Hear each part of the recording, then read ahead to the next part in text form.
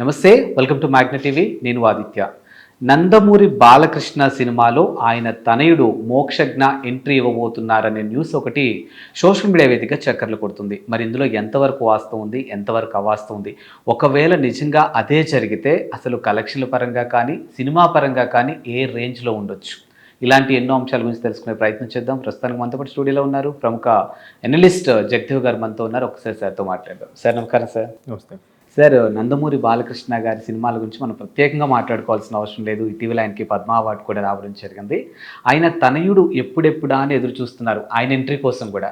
But ఫైనల్గా తండ్రి సినిమాలోనే ఎంట్రీ ఇవ్వబోతున్నారు అనేది ఒకటి తెలుస్తూ ఉంది. బట్ ఇందులో ఎంతవరకు వాస్తవం ఉంది? యాక్చువల్గా ఒక 3-4 నెలల కిందట, అంటే ఆల్మోస్ట్ ఆల్ సంక్రాంతి ముందు వరకు కూడా మోక్షజ్ఞ గారి గ్రాండ్ ఎంట్రీ ఉండబోతుందనే ఉంది. దట్ 2024లోనే ఎంట్రీ ఉంటుందని కన్ఫర్మ్ అనుకున్నారు. బట్ 2024 కూడా కళ్ళు మూసి తెరిచేలోపు అయిపోయింది. ఎందుకంటే ఆ ఇయర్ కంప్లీట్గా ఎలక్షన్స్, క్యాన్వాసింగ్, హడావిడి, కొత్త గవర్నమెంట్ ఫామ్ అవ్వడం, బాలయ్య గారు కూడా హ్యాట్రిక్ కొట్టారు ఎమ్మెల్యేగా. తర్వాత ఆల్రెడీ చైర్మన్ బాధ్యతలు ఉన్నాయి, ఏది ఇండో అమెరికన్ హాస్పిటల్ది. ఇట్లా డిఫరెంట్ వీటి మీద కొన్ని ఓటీటీ ప్లాట్ఫామ్ ప్రోగ్రామ్స్ వల్ల. బట్ కొడుకు బాధ్యతని ఆయన ఎవరు ప్రశాంత్ వర్మకు అప్పచెప్పారన్నారు. తర్వాత కొన్నాళ్ళుగా ప్రశాంత్ వర్మ హనుమాన్ తర్వాత కొంచెం బిజీ అయ్యారు, వేరే తీస్తున్నారన్నారు, రకరకాల పిలిపించినప్పటికీ మొత్తానికి మోక్షజ్ఞ గారి ఫస్ట్ లుక్ అయితే రిలీజ్ చేశారు. బట్ ఇప్పటికే మోక్షజ్ఞ గారు ఆల్రెడీ 3 పదుల్లోకి వచ్చేసారన్నట్టు కూడా విన్నాను. దగ్గరికి వచ్చేసారు, సంథింగ్ 30 ఏళ్ళకి దగ్గరలో ఉన్నారు. సో ఇప్పటికే లేటు గ్రాండ్ ఎంట్రీ ఇవ్వాలి అనే ఉంది. ఎందుకంటే నెపో కిడ్ ఆయన యాక్చువల్గా. అంటే ఆల్రెడీ తండ్రి ఒక సూపర్ స్టారు, తాతయ్య ఇంకా super star, and more over అన్నలు ఉన్నారు ఆల్రెడీ, కళ్యాణ్ రామ్ కానీ ఎన్టీఆర్ గారు కానీ ఉన్నారు. సో నటనా ప్రమేయం ఉన్న ఫ్యామిలీ నుంచి వచ్చిన వ్యక్తి ఇన్ని వేళ్ళు ఎందుకు డిలే అయ్యింది అనేది కూడా బిగ్గెస్ట్ క్వశ్చన్.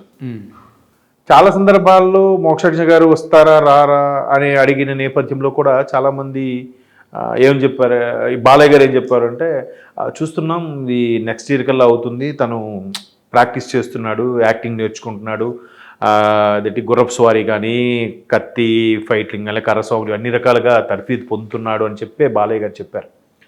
చెప్పినప్పుడు కూడా చాలామంది మీడియా మిత్రులు అడిగిన క్వశ్చన్ ఏంటంటే, సార్ నటన మీ బ్లడ్లోనే ఉంది, తనకి ఇంకా నేర్పించడం ఏంటంటే, లేదు నేను ఒక మహానుభావుడు తనయుడిగా ఉన్నప్పుడు కూడా నేను ఎప్పుడు అలా అనుకోలేదు. మా నాన్నగారు అంటే బాలయ్య గారు చెప్పడం, నాన్నగారి లెక్క ప్రకారము ఎవరు వాళ్ళు ఓన్ పాత్ క్రియేట్ చేసుకోవాలి అనేదే సిద్ధాంతం ఉన్నది. నేను కూడా మా ఫాదర్ మమ్మల్ని అలాగే పెంచాడు, మేము వాడిని అలాగే చూడాలనుకుంటున్నాను. బట్ వాడిష్టమే, అలాగని నేను ప్రెజర్ చేయట్లేదు అన్నారు. ఎట్టకేలకు మోక్షజ్ఞ కూడా సినిమాలకు రాబోతున్నారు. తర్వాత డాకు మహారాజ్ ఆడియో రిలీజ్ ముందు సంథింగ్ తమన్ గారితో వీళ్ళందరితో కలిసి ఒక ఫోటో కూడా దిగారు మోక్షజ్ఞ గారు. దిగినప్పుడు కూడా ఏంటి ఎందులో గ్రాండ్ ఎంట్రీ ఇవ్వబోతున్నారా అని కూడా ఊహాగానాలు వినిపించాయి. కానీ ఇప్పుడు నెక్స్ట్ ఇది క్రిష్ జాగర్లమూడి ఆయనతో చేసే సినిమాలో ఒక స్పెషల్ అపీరెన్స్ కనిపించబోతున్నారు అనేది ఒక టాకు. మేబీ అఖిల్ అకినేని కూడా అలాగే ఇచ్చారు కదా, ఆయన అఖిల్ సినిమాకు ముందే అనుకుంటా మనం సినిమాలో గ్రాండ్ ఎంట్రీ ఇచ్చారు. తాతయ్య, 2 మనవలు, నాగార్జున గారు కలిపి గ్రాండ్ ఎంట్రీ ఇచ్చారు. అది ఒక విధంగా మంచి ఎలివేషన్ కూడా బాగుంటుంది. అందులో డైరెక్టర్ కుమార్, ఆయన పేరు విజయ్ కుమార్ ఏదో సంథింగ్ కదా, ఆయన బాగా ఎలివేషన్ ఇచ్చాడు. అయితే ఇప్పుడు అదే పంథాలో జస్ట్ క్రిష్ గారి సినిమాలో, బాలయ్య గారు చేసే సినిమాలో జస్ట్ అపీరెన్స్ ఇవ్వబోతున్నారని ఫిల్మ్ నగర్ సమాచారం. బట్ తెరంగేటర్ మూవీ అంటే మాత్రం సోలోగా వచ్చేది ఈ సినిమా అని చెప్పి మన ఎవరు వర్మ గారు, ప్రశాంత్ వర్మ గారిదే అని అంటున్నారు. రకరకాల ఊహాగానాలు. మేబీ ఒకవేళ అదైనా ముందు ఇది రిలీజ్ అవ్వచ్చు. ఇప్పుడు చిరంజీవి గారి సినిమా తీసుకోండి, చాలామంది ప్రాణం ఖరీదు అంటారు, కొంతమంది పునాదురాళ్ళు అంటారు. అంటే ముందు యాక్ట్ చేసిన సినిమా ఒకటై ఉంటుంది, రిలీజ్ అయిన సినిమా ఒకటై ఉండొచ్చు. బాలయ్య గారి విషయంలో కూడా లక్కీగా ఆయనకి తాతమ్మ కళలోనే అప్పుడు చిన్నగా చైల్డ్ ఆర్టిస్ట్గా చేశారు కాబట్టి నాన్నగారి డైరెక్షన్లోనే ఆయనకి అదే ఫస్ట్ స్టెప్. కొంతమందికి ఏంటంటే యాక్ట్ చేసిన సినిమా ఒకటి అవుతుంది, రిలీజ్ అయిన సినిమా ఒకటి అవుతుంది. కొన్ని అనివార్య కారణాల వల్ల ఆ సినిమా ఆగిపోవడం కానీ అట్లా జరగచ్చు. సో ఒకవేళ ప్రశాంత్ వర్మ గారిది ముందైపోతే అదే రావచ్చు. లేదు క్రిష్ గారు సినిమా చాలా శరవేగంగా చేస్తారట, అన్ని నీట్గా ప్లాన్డ్గా రాసుకుంటారు. అందువల్ల బాగా ముందుగానే ఆయన సినిమా వచ్చేమో అని ఊహాగానాలు వినిపిస్తున్నాయి. ఎందుకంటే క్రిష్ గారు బాలయ్య గారు కలిసి ఇంతకుముందు గౌతమిపుత్ర శాతకర్ణి చేశారు, అది మంచి బాగా ఆడిన సినిమా. సో ఇప్పుడు ఆ క్రిష్ గారు హ్యాండ్ బాగుంటుంది. ఇప్పుడు ఇంకోటి కూడా చాలామందికి కొత్త దర్శకుడు ఏ దర్శకుడు చేయి పడితే కొడుకు స్టార్ అవుతాడు అని సెంటిమెంట్ కూడా నమ్ముతారు. మనకన్నా సినిమా వాళ్ళకి బాగా సెంటిమెంట్స్ ఉంటాయి చాలా. ఒకప్పుడు రాఘవేంద్రరావు గారు అంటే సెంటిమెంట్ ఉండేది. రాఘవేంద్రరావు గారితో ఏ హీరో ఇండస్ట్రీకి వచ్చినా సూపర్ స్టార్ అవుతాడు. దానికి ఎగ్జాంపుల్స్ చాలా ఉన్నాయి. ఇప్పుడు విక్టరీ వెంకటేష్ గారితో కలియుగ పాండవుల సినిమాతో రాఘవేంద్ర గారు ఆయన డెబ్యూ అది. తర్వాత బన్నీ, గంగోత్రి, తర్వాత సూపర్ స్టార్ మహేష్ బాబు గారు రాజకుమారుడు. అంటే ఎవరు చూసినా ఒక స్టార్డమ్ రేంజ్లోకి వెళ్తున్నారు కాబట్టి అంటే అలా సెంటిమెంట్. తర్వాత పూరి జగన్నాథ్ గారు అని ఒక కొంత సెంటిమెంటు, రామ్ చరణ్ గారికి చిరుతతో పూరి జగన్నాథ్ గారు, ఇలా రకరకాలుగా ఒక్కొక్కరికి ఒక్కొక్క సెంటిమెంట్ ఉంటుంది.